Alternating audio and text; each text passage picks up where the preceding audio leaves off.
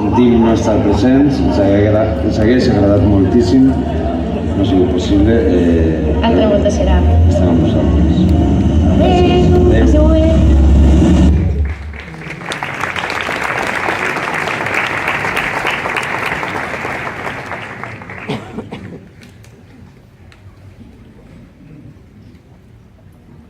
Sí, serem 20, serem 40, amb la lluna per estendard.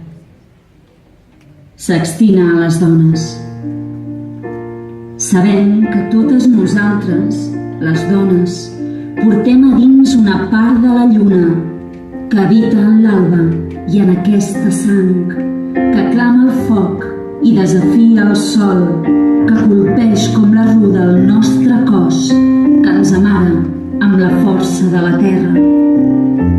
I estem tan unides a aquesta terra que semblen arrels als cabells de dones que creixen com rudes al nostre cos i brillen amb la claror de la lluna després de vessar-se vermell al sol com 109 galledes escopint sang.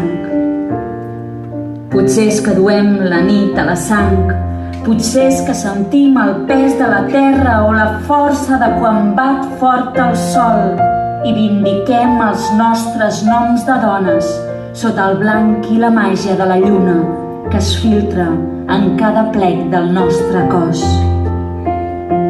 Un diluvi d'estigmes sobre el cos, tantes cicatrius, paraules i sang, massa nits de pànic sota la lluna, molts cops i caigudes sobre la terra, milers de silencis amb noms de dones, perquè no hi ha res nou sota aquest sol. I direm prou abans que caigui el sol i decidirem sobre el nostre cos amb cor, ment, veu i consciència de dones i ja no brollarà mai més la sang ni els nostres cabells tenyiran la terra sota cap més cel ni sota cap més lluna.